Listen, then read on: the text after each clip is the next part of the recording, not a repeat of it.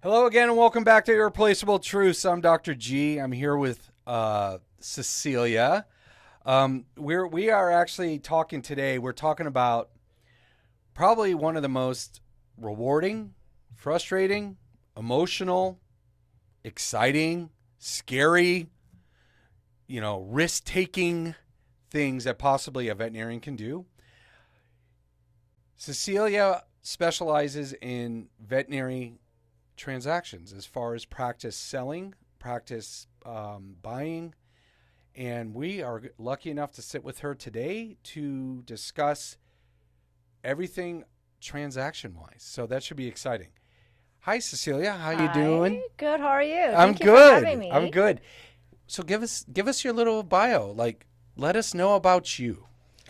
Well, of course. My name again is Cecilia Chen. I am an attorney. I have been practicing since 2004. I went to law school at American University in DC. Beautiful city to go to law school at. My background was I started my career in Virginia, and my background was in mergers and acquisitions. I moved to San Diego in 2007, joined a firm doing more merger and acquisition transactions. I started my own firm in 2009, and I've been focusing in the healthcare niche since 2011. So for the past 14 years, day in and day out, I work with clients in buying, selling practices, selling in a corporate, and review their lease, help negotiate their lease, set up partnerships, and also set up startup corporate as well. And I really enjoyed being in that space. I work only mostly with three healthcare professionals, which are veterinarians, dentists, and optometrists. Yeah, all three of those seem to be the ones that are the hotbed when it comes to corporate private equity. Totally. Yeah. And so it's very interesting. You were doing mergers and acquisitions, Yes. and then you went into your own private practice. So you took the risk. I did. I did. And how rewarding is it? It was scary. It was very scary at the beginning. Right. And it's a scary feeling of, coming from a corporate job where everything's very secure to nothing is secure. Not, and I don't mean just like from a financial standpoint. Oh, I was going to say the definitely secure is a paycheck. Yeah. Which when you With when you take that benefits, risk, right. you start off with zero. Right. Totally. Well, no. You probably start out, especially with a veterinary thing, you start out negative 250 in the hole because you got the loan. Right. Right? Right. And I didn't have any inside contacts, and I still, well, I'm building, building that. But, Right. Starting out, it was very scary, especially at the beginning. I didn't really know what niche to focus in. So it took me 2 years to really get grounded and to understand what it is that I'm looking to do, the area that I want to focus in, and I found a niche, and I stayed in building that niche for the past 14 years, and I love it. What drew you to that niche? Like, was there a specific thing? Or did you see an opening? Did you see a gap?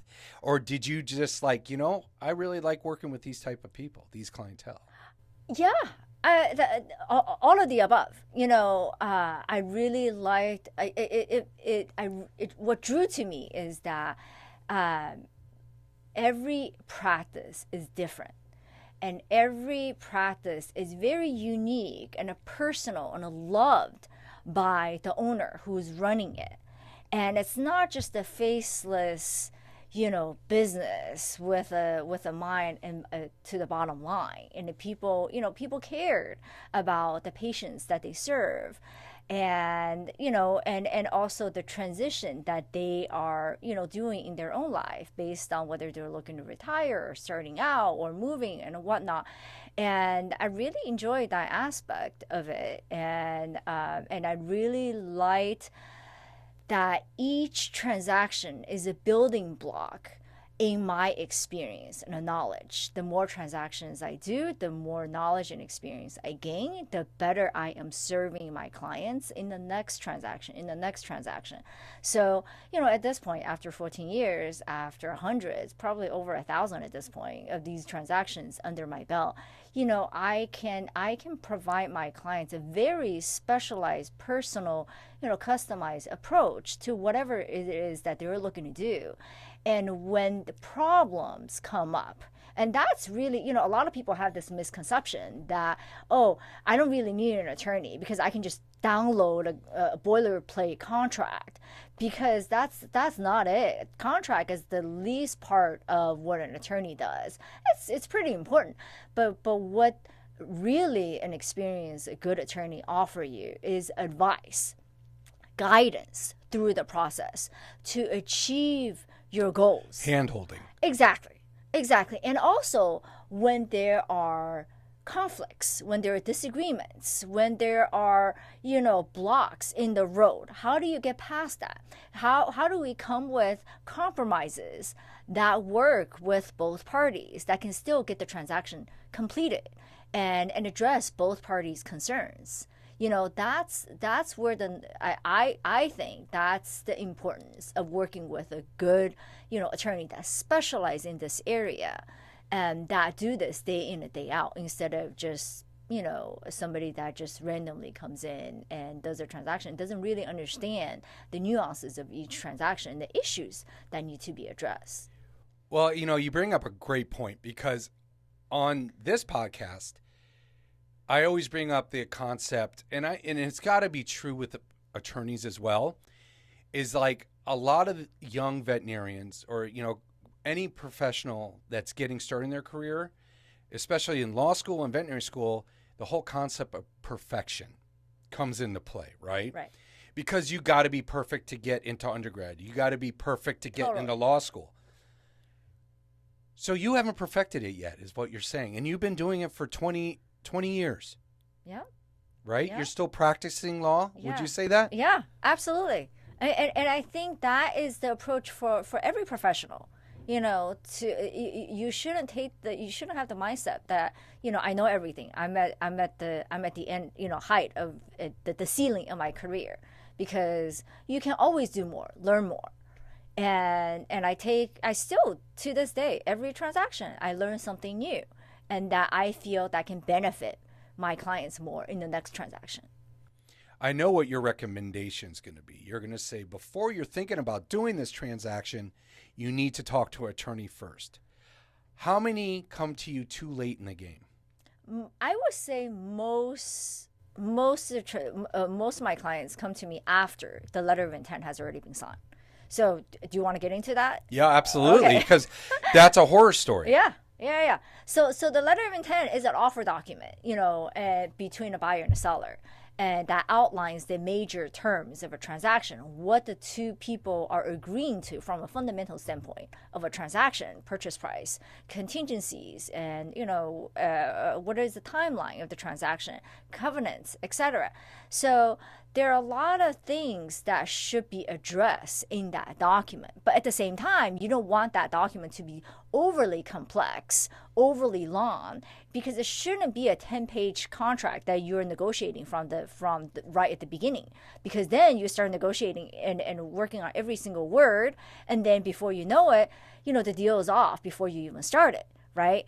And that document should be a simple, easy document that kind of addresses the main points of the transaction.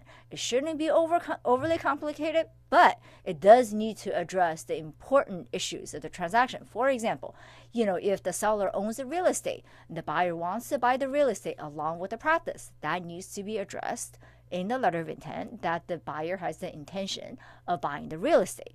And if the seller does not want to sell the real estate, that needs to be addressed in the letter of intent, that they're going to continue to be a landlord. What are the lease terms for that space, right? So if the seller owns multiple offices, is the website going to be part of the sale? Because that's what most buyer is going to expect. What about the intellectual property? Exactly. And that's a whole new buzzword, right? Right. In your profession especially. Right. The intellectual property such as websites, social media, And telephone number. podcasts, Right. right? Yeah, commercial videos that they made for their websites, Right. educational videos that they made for their veterinary clients or for their dental clients or Right. for their optometrist clients. Right. That all comes into play. Right. And you just brought up a good point. I never even thought of that because I don't want to age myself, but when I purchased, that didn't exist. There was a website, but that website back in the day, people really just were like, yeah, we have a website. No one really did much with it. It was just like, oh, here's a map to my place, Right. Here's my phone number, Right. meet the people that work here. But it wasn't as, like these websites nowadays are so interactive. Right. And it draws in new patients. It does. Right. Yeah. So, is the website included? Is the telephone number included? Do you want to find out at the last minute? Oh, the telephone number is not included. Then how is the patients going to find this office that is now going to be sold, right? So, there are a lot of issues and are certain staff that the seller wants to take to another office, certain equipment that the seller might want to take to another office. Non-compete covenants. The non-compete covenant is very different if you're in a rural area versus an urban area, right? And for how long? And let's make something very clear to anyone who's listening or watching is that non-competes are different for buy-sell than if you're an associate. Exactly. Completely. Especially in California. So a lot of people have the misconception that, non-compete is not enforceable in California. It is absolutely enforceable in a business transaction, in a business sale and purchase transaction. It's not enforceable in an employment context. Correct. Yeah. Yeah, in California, basically, if you're an associate and you leave practice Y, you can technically just go 2 doors down and start your own practice or work for someone else. Well, which takes me to the point that the practice owner that hired that associate, it's on them to have a written associate agreement to protect themselves from that kind of potential competition. Not necessarily non-compete covenants, but there are other ways to protect the patient base, referral base, that kind of stuff in the associate contract. What do you think is the biggest misconception that people have when it comes to the buy-sell transaction? I think a lot of people, don't have the right team. They feel like, contract, it's just a boilerplate contract, that, we maybe sometimes the broker even provides it, but a buyer doesn't realize that who does the broker represent? The broker represents the seller, right? So whatever template contract they provide benefits the seller. So, there's going to be, you're not going to know what's not in there. You might think, it looks pretty easy or it looks pretty standard, but you don't know what's actually in there that it's or missing, that should be in there, that's not in there, that protects the buyer, or things that should be changed to make sure that the buyer's interest is protected after the closing. So, having the right team, having the right consultant, having the right CPA, having the right lender, having just, the right team on there, to help and guide them and advise them. And I think that most people, especially maybe new graduates, because I know that when I came out of law school, I was very, conscientious in terms of finances because, I don't have a lot of money, but I have a lot of debt, right, from student loans. But let me ask you that question, because that's one of the biggest, I think, misconceptions that early career professionals have is that I have too much student debt. I could never get a loan to buy a practice. Untrue. Completely untrue. Completely untrue. Because for professionals, especially for veterinarian practices, the default rate is very, very low, extremely low. So the bank is willing to lend to graduates. I wouldn't say like really new graduates, like you just graduated, like you're graduating in May, you want to buy a practice in July. We're talking three to 5 years. 2 to 3 years. I would say 2 to 3 years out. The bank is willing. I mean, if you have decent credit, student loan is not going to be an issue. They will lend. They know it's very lucrative and a very low risk area. They will provide 100% financing, and oftentimes even plus working capital. For the rebuild, to buy equipment, Exactly. to Update. Yeah. yeah, and even have some money in your pocket, so when you don't have clients yet, and you need to pay staff to work, Right. you have that little buffer. Right, exactly, exactly. And especially for startup, a lot of people shy away from doing startup, but startup actually is very good opportunity because it's scary because there isn't an existing patient base, right? But at the same time, you can set up the practice exactly the way you want it.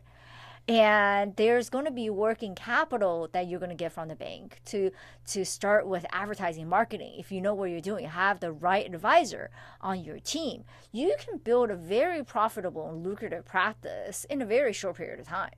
So I wouldn't shy away from startup versus practice acquisition. But practice acquisition is also good, especially if you find the right fit for what you're looking for in the area you're looking for, etc. What would you say would be the most important things a young professional, if they're thinking, okay, great, I want to get into the entrepreneur realm of veterinary medicine, which is I'm kind of biased. It's a fantastic part of the profession, right? Yeah. What are the first things they should do? Like, what are the first few steps they should take? They should probably have, they should probably have a business plan for themselves.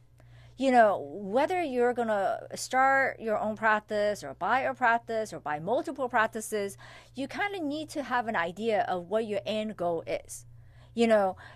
Most people, I think the mentality is, I want to just buy myself a job, which is fine. But then have that as your goal. Then what kind of income do you need to live on?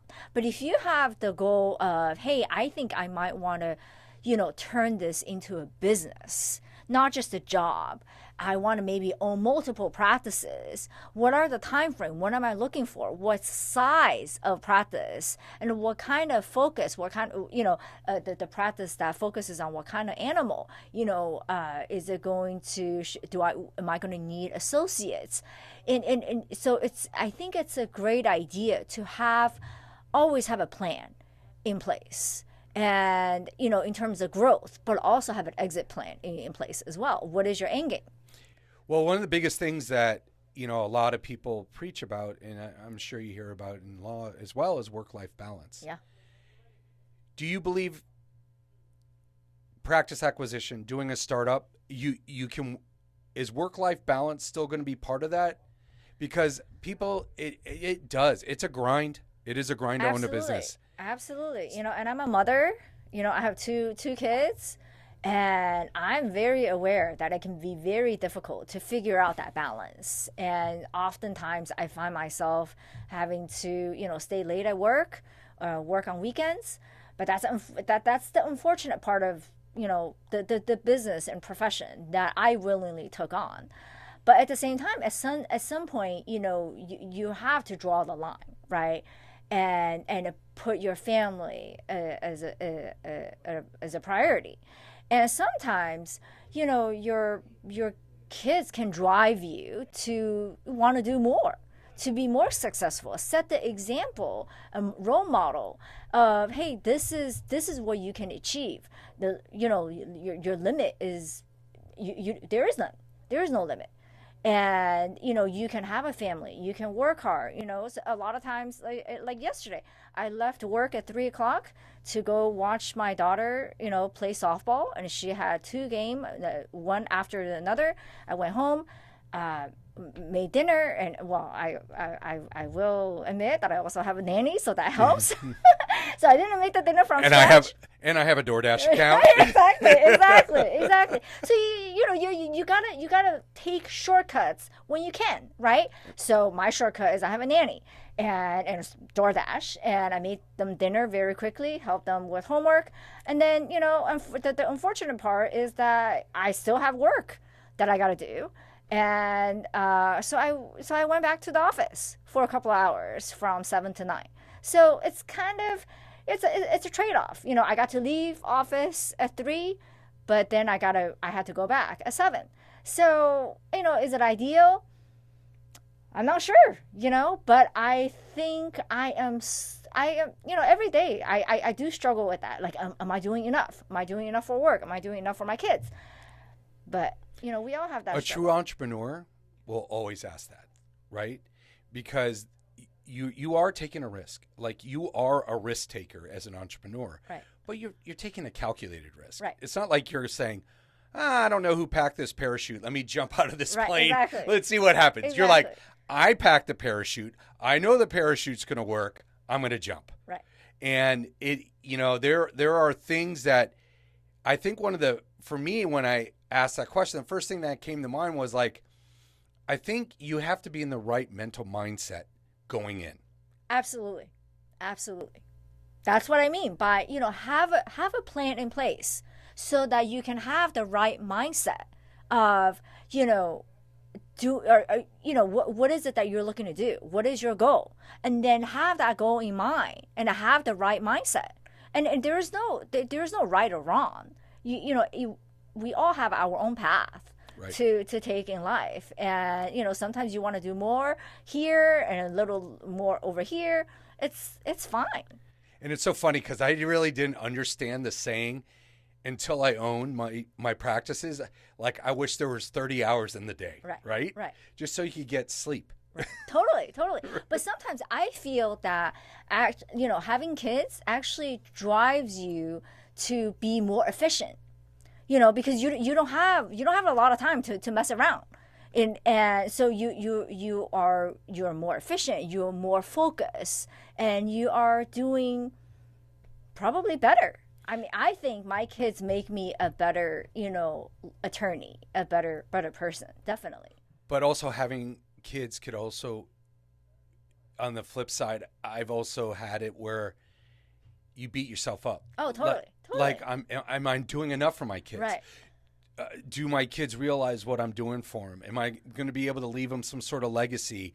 Am I making a difference in the world for my kids? Right. There's a lot of things. Yeah, the mental part of owning and balancing family is hard. Right. But I agree with you 1,000%. Being a father is probably the greatest job I've ever had. And the hardest. Oh. And you don't get paid. Yeah. You get yelled at. Right. You get shit on. Right. You get everything, They do understand eventually, right. But like I said, I'm always going to get back at my kids. Like, if hopefully one day I'm blessed with grandkids, they're going to go home with a Mountain Dew and a Snickers and say, see ya. Right. Exactly. I can't wait. So yeah, it's hard. Yeah. Looking at practices then, let's say someone's going to purchase pre-existing. Mm-hmm. What red flags are there that they should look out for? Well, first of all, one thing is, if an associate is working there, so the first question one should ask is, well, why isn't the associate buying the practice, right? And then also, if I buy the practice, will the associate stay? Would the associate stay, or what is the associate's plan? Is the associate going to be leaving right after? And also, like, look at the staff structure. Is there a lot of turnover in staff? And or has the staff been there for 20, 30 years? And one might think that the better option is the staff been there for 20, 30 years, but that actually isn't ideal either, because if they've been there 20, 30 years, they're going to be probably leaving very soon, and their compensation at this point is probably pretty high. They have benefits, they have a lot of the overhead for the staff is going to be pretty high. But you also don't want to practice that the staff is constantly leaving either. So somewhere in between. And if the staff is constantly leaving, what is the issue here? You kind of want to ask the question. If the associate doesn't want to buy the practice, Why? Ask that question. Why? Right? What is this? Is there some, is there something about the practice that you might not be aware of? I working on a transaction where the associate has been there for 10 years, and she even had a right of first refusal to buy the practice. And when the seller assured her that she is the one that she's going to leave the practice to, and then when it came time to sell, she inflated the purchase price significantly to the point where the associate couldn't buy it based on based on the financials. Well, you bring up two important points, and I want to talk about both of those really quick. Sure. Number one, that red flag you talked about is that even though you were buying a pre-existing practice, everything you just mentioned, it can turn into a startup, right? You could lose the associate, you could lose the owner, you could lose the staff, either because they don't like you, or you can't afford them, right? If you have that receptionist that's been there for 30 years and they're making $35 an hour, you can't afford that, not knowing if you're going to have clients come in or not. Right. So that existing practice turns into a startup all over again. Right. But you didn't pay for a startup. You paid for an inflated price because it was existing. And there's no guarantee the clients are going to stay. They might like the doctor that was there. She might have had a huge personality, or he might have been an amazing guy that the community has known for 45 years. Right. So there is no guarantee at all that you're going to get those clients. Well, there are ways to structure the transaction to make a little bit of a guarantee. Like perhaps defer some portion of the purchase price is a deferred payment based on the seller working back. If the seller has been there for a long time and is a huge part of the practice, etc. So there are ways to mitigate that kind of risk. And it just depends on the practice, depends on the transaction. That's not going to be the go-to solution for every transaction, definitely. But being one of those guys that were in the work back, it is very hard. I'm going to talk from the work back standpoint. Sure. It is very hard to give up the reins and be like, hey, this is yours. I mean, I have to admit, I was a jerk. I was an asshole. But the way they were running it, I could see that they were destroying it, the practice. Yeah. So I think if you do come in and you purchase a practice and the old owner is working back 2 years, 3 years, 5 years, whatever you agreed on. But keep in mind that agreement should be mutual. It should make sense from a buyer standpoint. So I would think it's a red flag if the seller is selling a practice and they demand as a requirement, I must stay on for the next 3 years and I must be paid this compensation. I must work this minimum number of days a week. I think that's a red flag. Have you had that before? Yeah, absolutely. I was like, I want to work the least amount of days and get paid the most. No, I have had cases where I absolutely have to work back, and I'm required to work back for this amount of time, this number of days. This is the compensation. Yeah. Wow. Yeah, there are a lot of. You think though they sold it, right? They got their pot of gold. Exactly. And there are cases. There are also cases where the seller says, "Oh, I'm selling because I'm retiring. So then as we work through the contract, all of a sudden the non-compete becomes an issue. But you said you're retiring. Why do you care?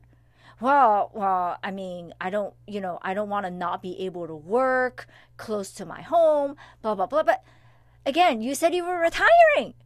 What? I don't want to not be able to, have that option. Yeah, have that option, or, I want to still be able to take I will agree to non-solicitation of the staff, but not when it comes to this one particular staff. Well, again, what happened to you saying that you were retiring? You know what I mean? And then going back to the letter of intent, can you put in there also that the associate agrees to stay on? No. But that's not something that's legally enforceable. So the seller cannot agree that the associate, which is another person that has free will of their own, that the associate is going to stay or not. The only way the buyer can get that guarantee is to enter into a separate contract with the associate.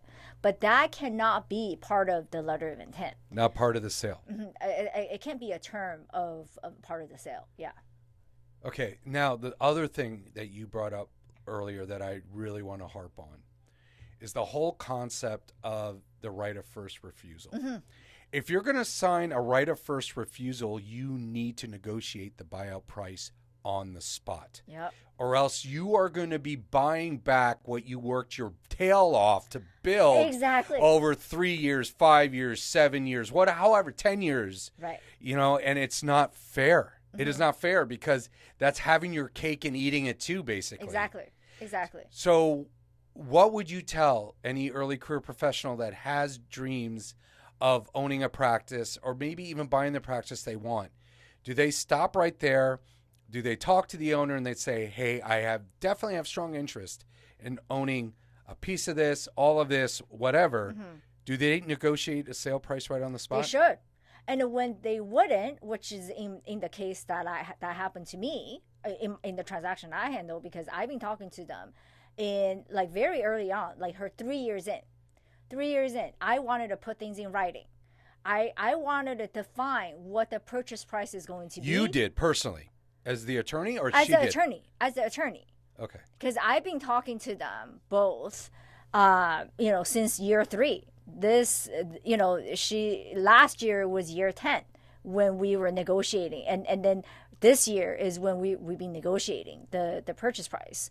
So what I wanted in starting when I first met them in year 3 is let's put something in writing about the time frame of when you want to transition the practice, and also have a kind of a formula in place on how the purchase price is going to be determined. And take into account the fact that the associate is generating the revenue that is going to contribute to the increase of the value and consequently the purchase price of the practice. So we need to take that all into consideration. But, that seller was adamant, like, I'm not comfortable with agreeing to such a thing. And, she's like a daughter to me. I absolutely want her to be the one to buy the practice for me, from me, et cetera, et cetera, et cetera. We're buying equipment. I don't even buy any equipment without consulting her. I already treat her like a partner. So there was a lot of flattering language there, and a lot of smoke and mirrors. Exactly. And I think that story that you just brought up is all too common in the profession. Right. I think they go, oh yeah, you're like family, you're my child. Right. They're like, exactly. That is bullshit. You got to separate business and personal. Right. You got to. Right. And and you can tell them, love them or hate them. Donald Trump would always say, it's nothing personal. Right. It's just business. It's business. So it is very important, if you want to buy the practice you're at, stop. Yeah. Just put the brake on. Say, hey, I really want to buy this. I want to help you build this practice. Right. But I do not feel comfortable buying back what I helped build. Exactly.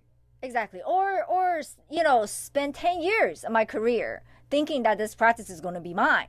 But then you inflate the purchase price so high and then put it on the market, open market, to basically becoming a bidding war for the practice. You had zero intention of following through with what you had promised, that you're going to build this practice with the intention of transferring it to the associate. So I think a lot of people have a hard time, especially I don't want to sound like a sexist, especially I think for women. We have a hard time. We like hearing those flattering language, right? We operate more on an emotional side. Oh, this person really cares a lot about me, and and has met my family and everything else, and has We go out to dinners. We do, exactly. our families have gone on vacations together. Exactly. Right. And I think I've heard that from men as well. Not just women. But, at the same time, you do want to separate the two, and you feel smart enough to actually consult with an attorney, then take that attorney's advice, right? So, because we're all too close in our situation to know what the right thing to do is. Yeah, but we're veterinarians. We're very stubborn. There's two things I can tell you about veterinarians. We're stubborn and we're very slow to change. Right. And even though we could be paying a retainer of $5,000-$10,000, Right. we won't listen. We make the worst pet owners. We make the worst medical patients just because we think we know it all. Right. Just because we learned, so many different species in vet schools in 4 years, right? Right. But I agree with you. If you're going to pay and hire and trust an attorney, use that attorney. Listen to their advice. Mm-hmm. Now, there's nothing wrong if you're not really sure what your attorney said. They won't get offended if you get a second opinion. Yeah, absolutely. Get a second opinion. I don't care.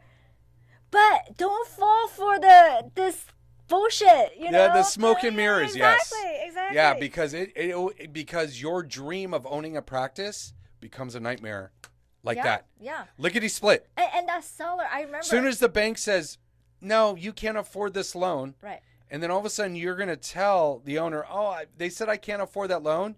Well, guess what? They gave you the right of first refusal. That was refusal. It goes on the market. Right. Bidding war starts. Right. And I even remember very clearly what that seller said at one point is, this is why people don't like attorneys. You are putting our relationship in jeopardy. And I thought at that time, I'm like, this is a huge red flag, right? For you to say that.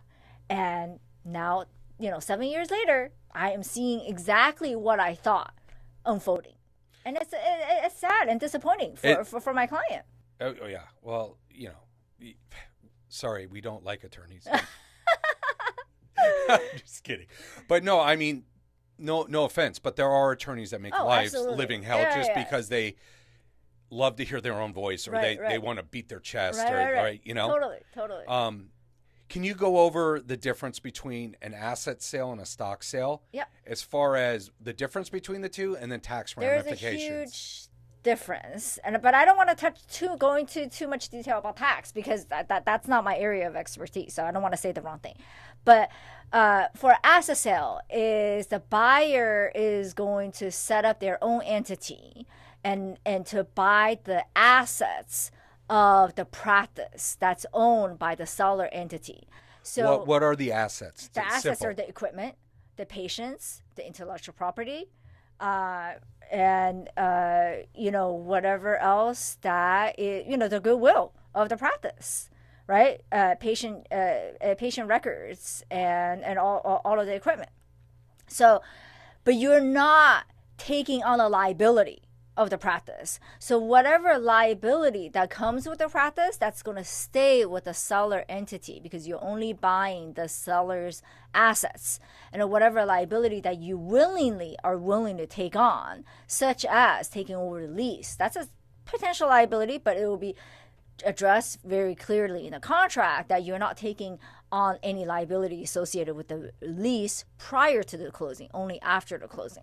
So so that's the main difference. And from a tax standpoint, you can depreciate the purchase price when you purchase the practice in your own entity. So there is a way that there's a tax benefit as well as legal benefit in structuring your transaction as an asset sale. I mean, I would say 99.9% of the transaction is an asset sale.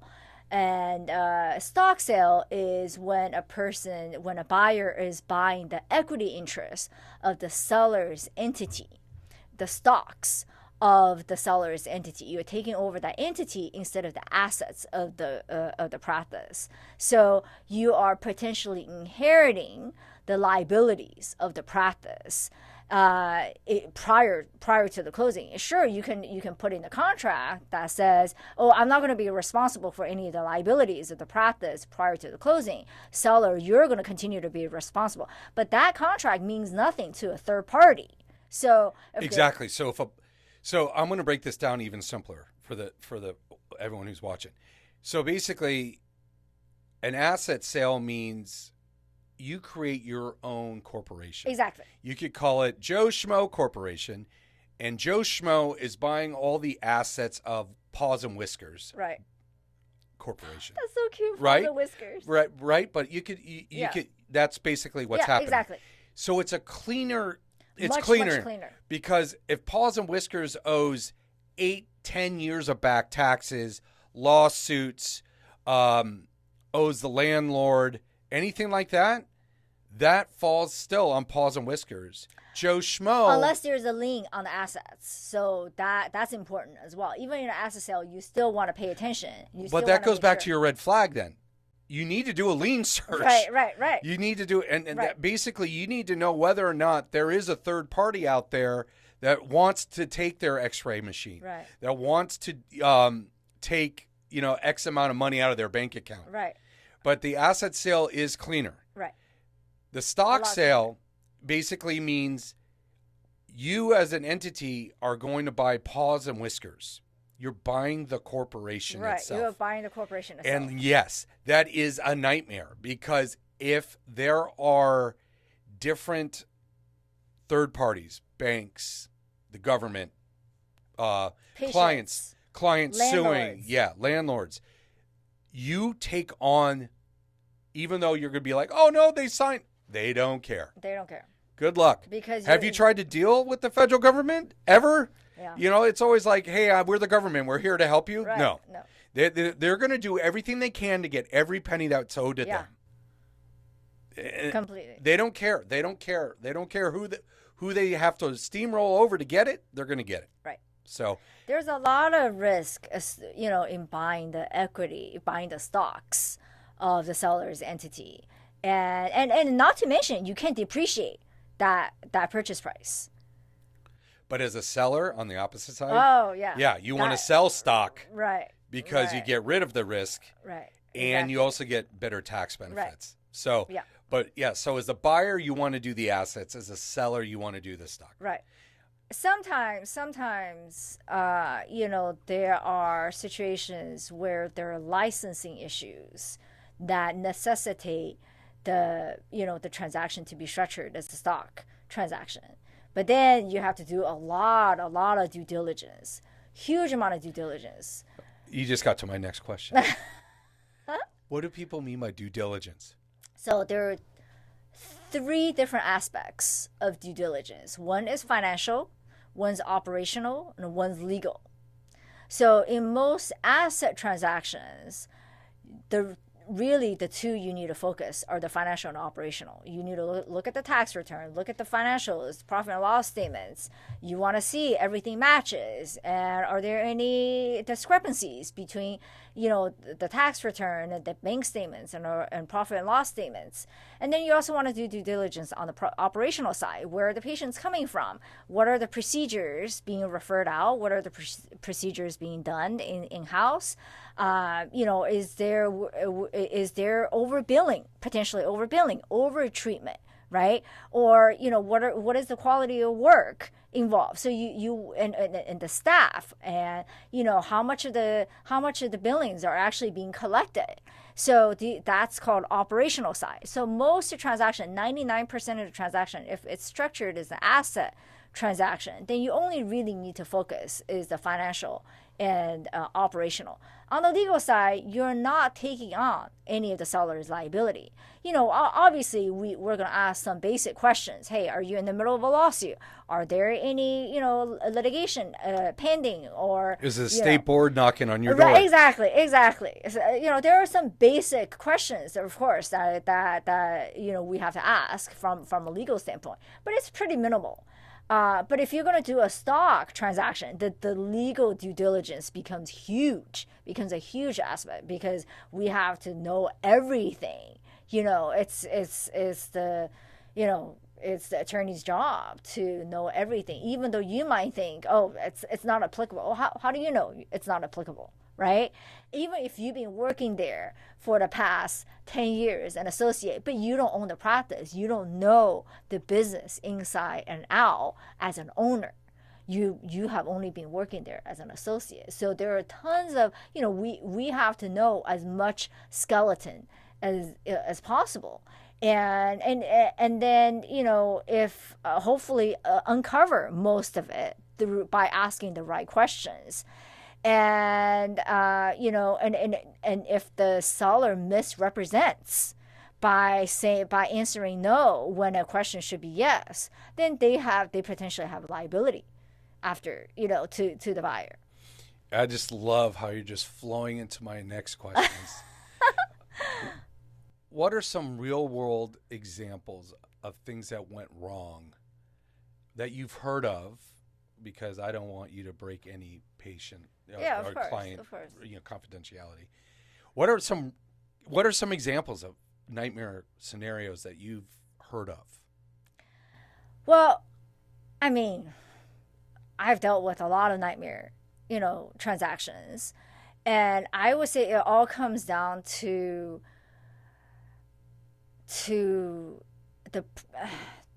like whether the seller is a decent person. So there's nothing I can do as an attorney to protect a buyer from a really, really unscrupulous seller, that will literally lie and that will literally misrepresent everything. And then after the transaction, cares nothing about what's written in the contract. They're just going to do what they want to do. And they don't care about calling patients and telling them to, hey, I come on a schedule in my other office. Don't schedule your next treatment at this office.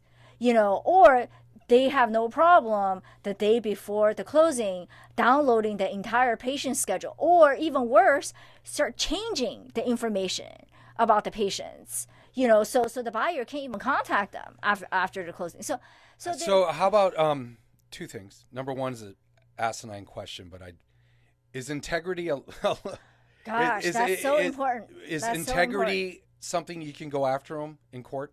Absolutely. Yeah, okay, but hopefully not, right? Because that's not financially that's difficult to take a case into court, to litigate, and emotionally it can be very, very difficult, and so it's not something that you want to find yourself in. And sometimes if you're thinking to yourself, wow, this is almost too good to be true. It is. It is. Oftentimes it is. It is too good to be true. Right. Second question is, how do you protect yourself from them downloading the whole client database before they leave, so they have all names, addresses, and emails? They can't do that. They're not supposed to do that. So, if they do, then maybe the day of the closing, you should check to go into the computer system to see if any that kind of activity has happened. Have you heard of that happening before? That has happened. So so sometimes you do have to listen to your gut. I have dealt, literally just a couple of months ago, I dealt with a transaction where everything is screaming at them to walk away from the transaction, right? And it comes down to, well, but we already spent this much time, we already spent this much money in trying to buy this practice. It's this sunk cost fallacy that people feel like, I kind of have to move forward now. I kind of have to see this through because I already spent this much money and time and effort in doing this, even though all of the red flags are there for them to see plainly, not even just from me telling them, but from patients writing, negative reviews about, things that the selling doctor was doing. And they still went through with the purchase, and now it's nothing but nightmare. And you can't do anything about those negative reviews. I mean, that's part Exactly. That's part of it that's there. Right. So that's part of the due diligence. Like, right. Sometimes, I mean, don't trust online reviews, because online reviews are a way of cyberbullying or a way for someone to vent. Right. But if you see a pattern, Exactly. like one every now and then, Right. every single one is a problem. Run for the hills, run away, start one. Actually, a great business model might be starting a practice a quarter of the mile down the street, because everyone hates that practice. So you're going to get people that are automatically going to start coming to you. Right. And then and sometimes when the huge red flag is really waving, right? You really have to trust it. Like in that transaction, the seller wanted to put in a provision that says his sister, who's also a veterinarian, is exempt from the non-compete, non-solicitation covenants. Well, why is this even an issue? The sister is not an owner of the practice. So it doesn't even exist for her. Right. So why are you adding this in here? The reason you're adding this in here because the sister wants to go after the patients and referral sources, right? Because why else would you even put that in here? Right. See? And yeah. Did they get burned? Did they actually go through with the sale? Yeah. Yeah. That's oh my gosh. So basically a lot, I deal a lot with mental and emotional exhaustion, and right. You can't, I don't even know how I would begin, because that's ignorance at that point. It really is. When you have someone who's legally trained and been doing this for over 20 years telling you to run, and they didn't, basically it's like, at that point, you as their attorney must feel awful, but in the same hand, you're like, I did everything I could. Another huge mistake for buyers to make is to quit your job prematurely. To think that this is a done deal, and you quit your job, and then you're in a position of complete desperation, right? Because there's no money coming in. You thought the transaction is going to close. Then that's when people make really bad decisions. They feel like, I don't have a choice. It's not even just the sunk cost. I don't have a choice to not move forward with this transaction. I already quit my job. So what do I do now? And my wife is, 9 months pregnant. So I have no choice but to move forward. Please don't quit your job prematurely, and talk to your attorney before you quit your job. And nothing is a done deal until everything is signed. So.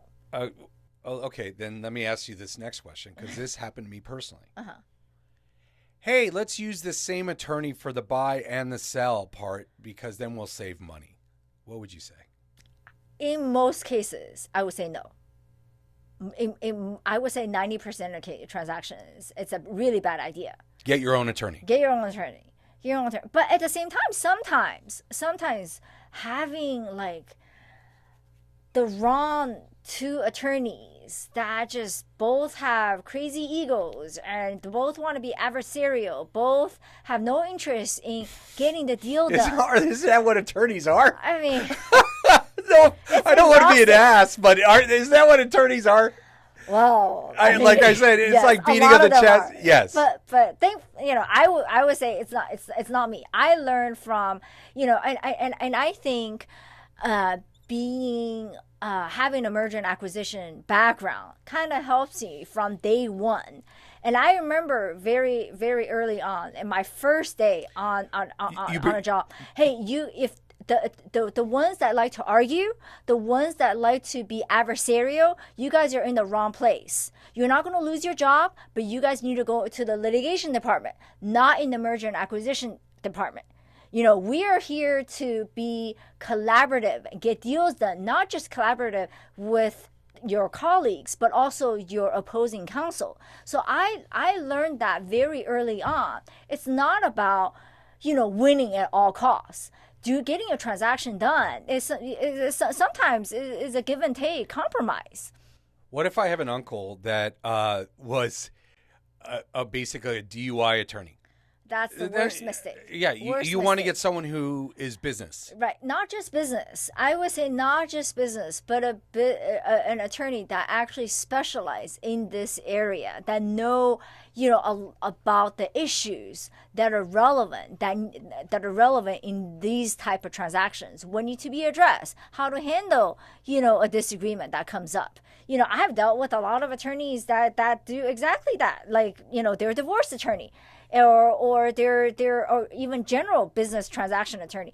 They argue about the most dumb issues that are completely has no relevance in the transaction, but they have no idea about all the things that other things that I have put in or not put in that that's actually at a huge disadvantage for their attorney. They're not picking that up. They're doing a total disservice, and I think it's actually unethical for attorneys to do that. For me, I try to imagine myself to tell a client that, hey, I can handle your divorce.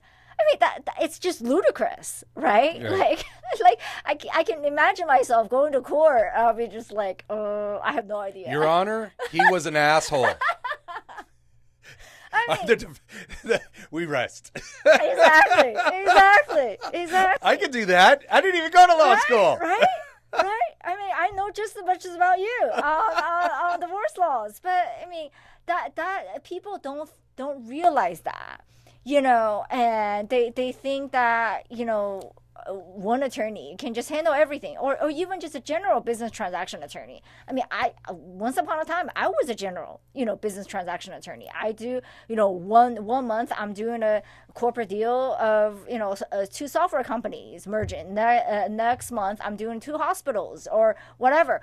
But what I'm missing as a general business transaction attorney, which is why I found a niche to focus in, is that there's a huge learning curve. You simply don't have the knowledge and experience of doing these hospital transactions day in and day out. When I do those transactions, I don't have the knowledge that an attorney does this every single day.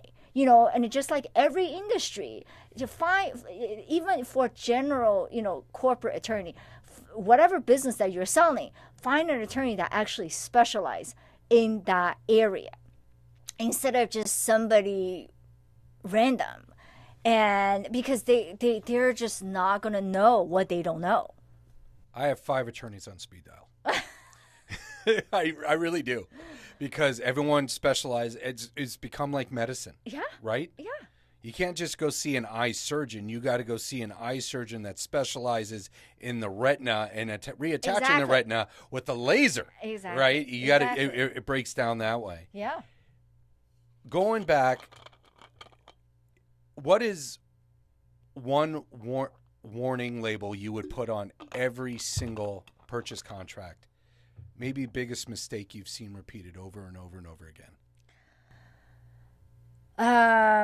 Well, first, have it reviewed by an experienced attorney that specializes in this area of law. The worst thing you can do is literally just download a template, from the internet, or even You mean ChatGPT? ChatGPT didn't go to law school? Are you serious? Because I've been reading articles that say, the legal profession is going to be overrun by AI. Yeah, I know. Well, we deal with Dr. Google, so you get to deal with Dr. Right. ChatGPT JD. Right. And you know what's funny is that it's a mistake to even use a contract that an attorney drafted, because a client of mine, this happened. A client of mine said, 5 or 6 years ago, I helped her buy a practice, and she was so impressed with the contract that I drafted. She really liked my contract. When she sold her practice, she used my contract. Now you would think that that's the right thing, right? Like I used a really good contract drafted by Cecilia, my attorney. No, that was a huge mistake because why? When I drafted that contract 6 years ago, aside from the fact that the laws have changed, aside from that, okay, when I drafted that contract, everything was in favor of her as a buyer. Right? So now, 6 years later, she's selling her practice. She's using my fantastic contract. And getting screwed. Against her own interests because everything in there benefits her as a buyer, but she's not a buyer anymore. So, you know? Ouch. That's got to hurt. Yeah. I mean, I'm sorry to laugh, but I got to laugh. I mean, know. all those years you put into it. I mean, that's the thing. You're going to be making enough money off the sale. Right.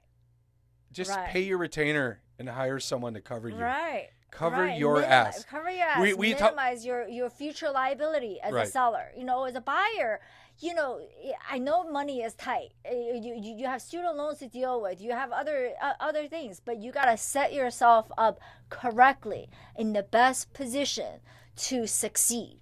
Right.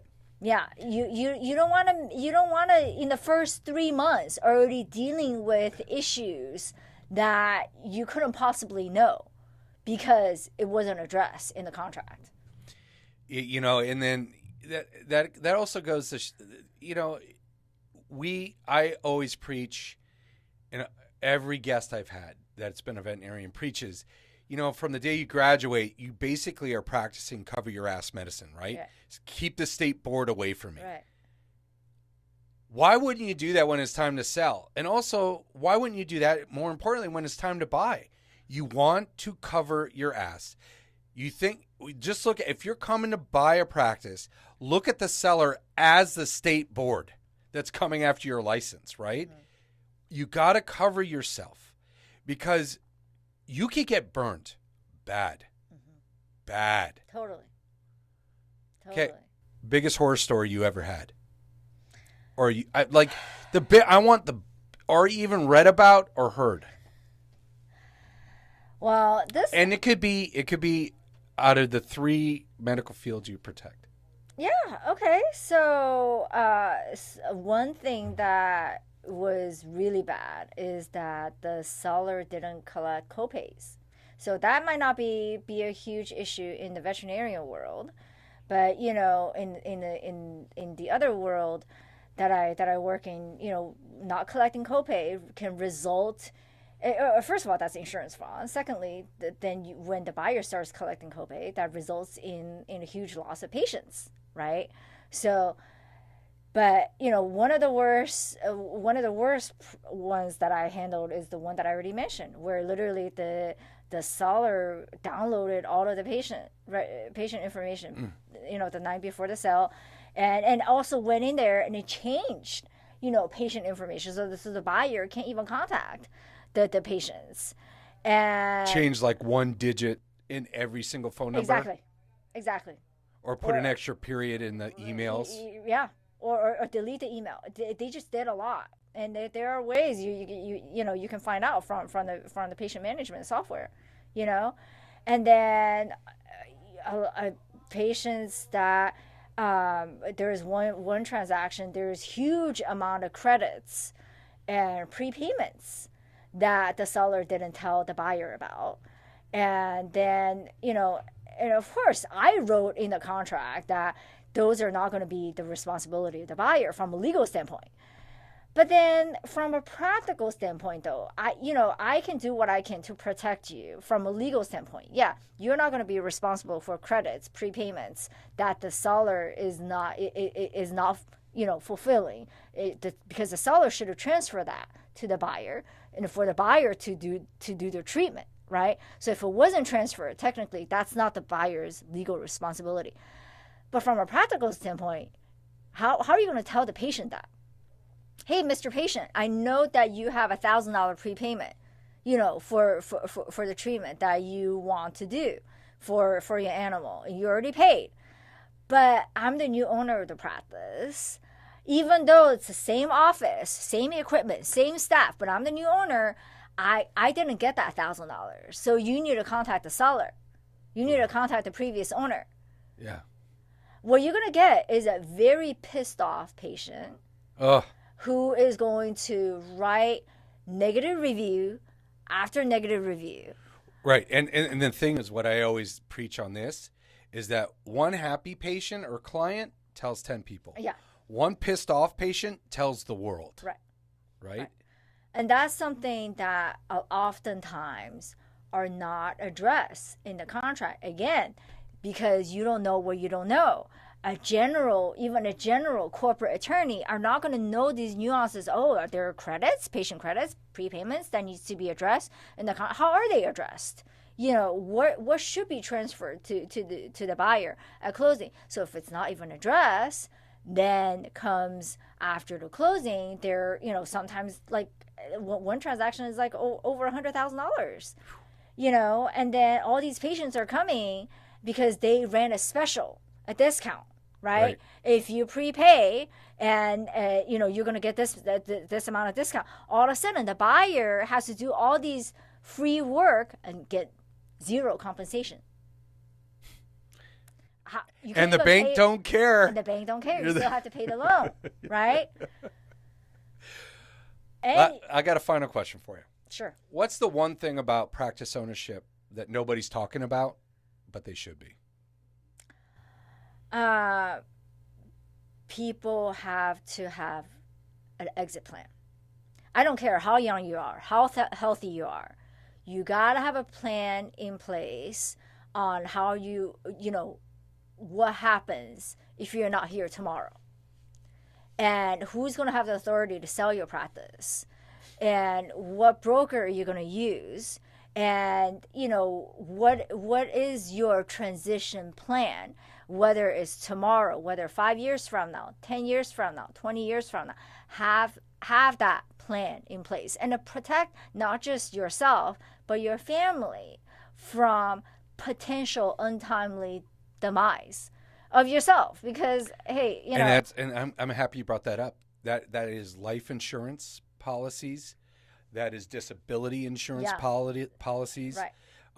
All those things come into play when you own the practice, because if you own the practice and you owe the bank, let's say $3 million, and heaven forbid you don't wake up the next morning. Usually the bank will require that before they even close on the loan.